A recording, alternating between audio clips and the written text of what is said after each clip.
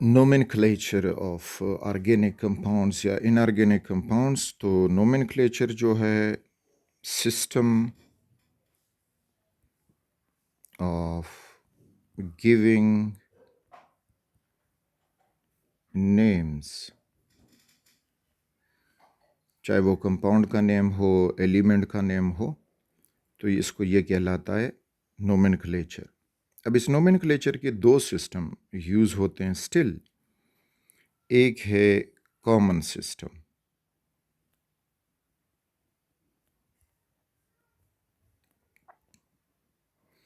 Common system में name is given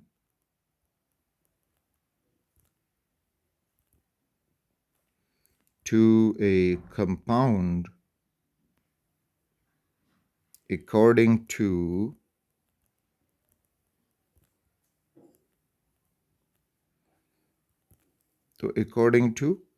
source, यानी वो किस ज़रे से निकला है या किस चीज़ में पाया जाता है। फॉर एग्जाम्पल, मीथेन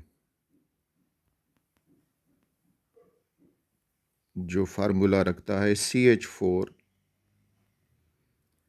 अब इसको मीथेन कहा गया because discovered in marshy places,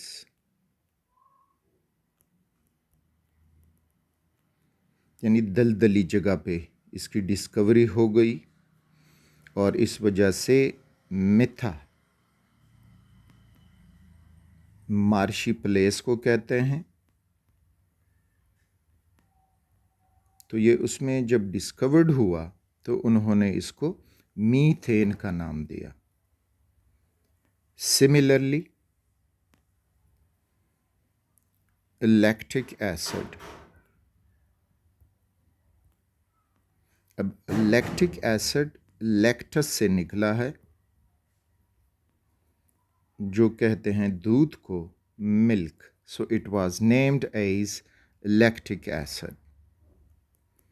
similarly acetic acid from एसीटम, इसका लैटिन नाम, और वो कहते हैं विनेगार को, सिरका। तो सिरके में पाया जाता है, इस वजह से इसको एसिटिक एसिड कहा गया। Another one formic acid from Formica, जो रेड एंट्स को कहा जाता है, चुंटी। तो ये चुंटी में पाया गया, फर्स्ट टाइम डिस्कवर्ड हुआ, तो इस वजह से इसको फॉर्मिक एसिड कहा गया। तो इस तरह से काफ़ी जो कंपाउंड्स हैं उनको उनके सोर्स के मुताबिक नाम दिए गए हैं। दूसरा, इसमें जो नाम दिया जाता है अकॉर्डिंग टू प्रॉपर्टी।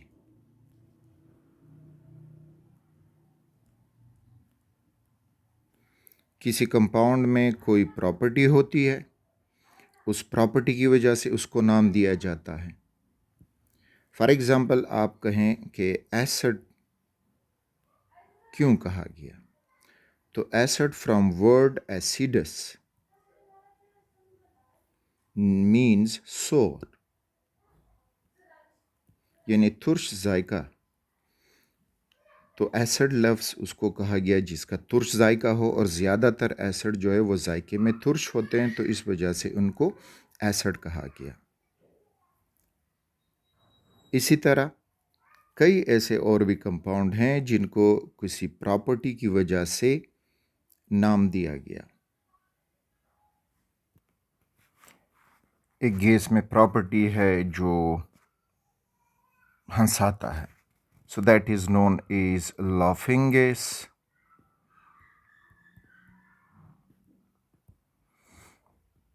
अब लाफिंग गैस जो है, it is N2O, nitrous oxide.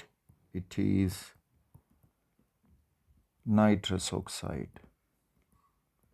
तो इसको अब ये प्रॉपर्टी दी गई है कि ये लाफिंग गैस है। इसी तरह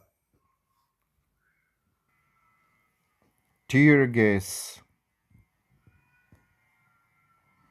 जो ये एहतजाज में इस्तेमाल किया जाता है, जो आपके रेस्पिरेटरी सिस्टम है इसमें जलन पैदा करता है, आंखों में आंसू निकलना शुरू होते हैं।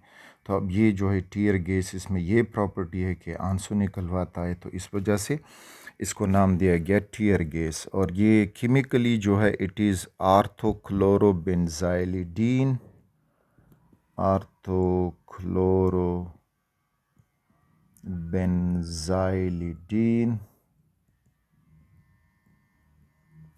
और मेलोनोनाइट्राइल, ये इसका केमिकल नेम है, मेलोनोनाइट्राइल।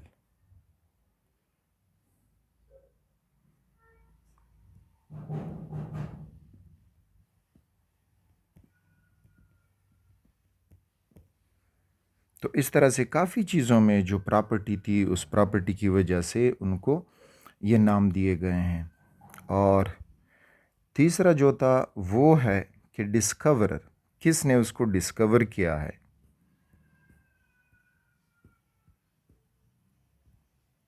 या किसने उसको पहली दफ़ा बना दिया है, तो उसके बुनियाद पे उसको नाम दिया जाता है। फॉर एग्ज़ाम्पल अब ले सकते हो ग्रिग्नर्ड रिएजेंट,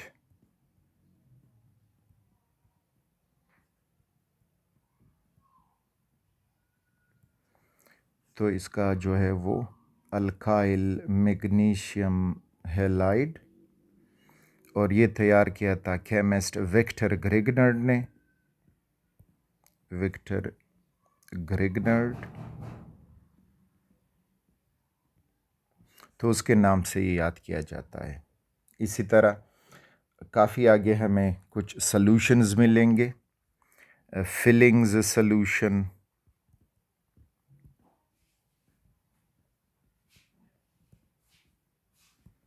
टॉलन्स रिएजेंट,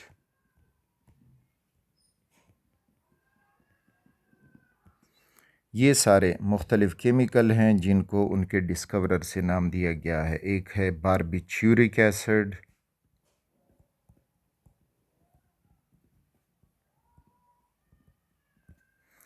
और हमारे एक सीनियर वो एक कंपाउंड डिस्कवर कर चुके थे जिसने उसका नाम था फरमानुल्लाह, तो उसने उसका नाम लिखा है फरमानोल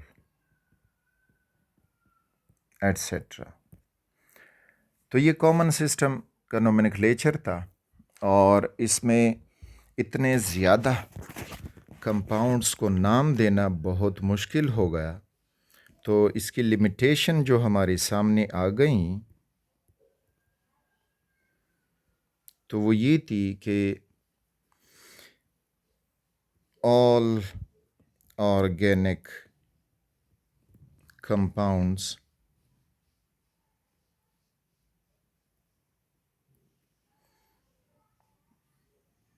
can not be named by this system, क्योंकि काफ़ी ऑर्गेनिक कंपाउंड कम्प्लेक्स हो जाते हैं तो उनको फिर इस तरह से नाम देना मुश्किल हो जाएगा। दूसरा, ऑर्गेनिक केमिस्ट्री ज़्यादातर स्ट्रक्चर्ड बेस्ड केमिस्ट्री है। जब ये स्ट्रक्चर बेस्ड केमिस्ट्री है तो उसके नाम से थोड़ा सा हमें उसके स्ट्रक्चर का भी अंदाज़ा होना चाहिए। सो ये जो है it does not give most information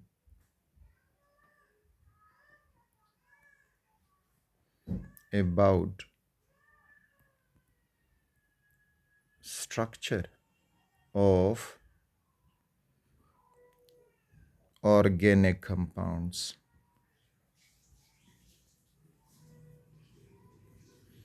तो इस वजह से ये जो है लिमिटेड हुआ, ख़त्म नहीं है। कोई भी केमिस्ट अब डिस्कवर करके अपना नाम दे सकता है, साथ में उसको फिर हम अगले सिस्टम से आयुपेक नाम भी देंगे।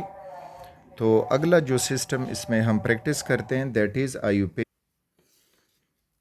IUPAC system. It is IUPAC, which is International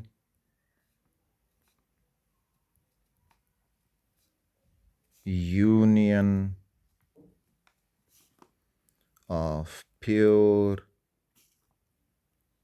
and Applied Chemistry। ये एक इंटरनेशनल कॉन्फ्रेंस हुआ, हिस्ट्री में आप उसको देख सकते हो। 1989 में हुआ, फिर उसके बाद 1930, 79, तो इस तरह से मुख्तलिफ डेट्स पे ये कॉन्फ्रेंस होते गए। और उन्होंने क्या किया कि ये कहा कि ईच डिफरेंट ऑर्गेनिक कंपाउंड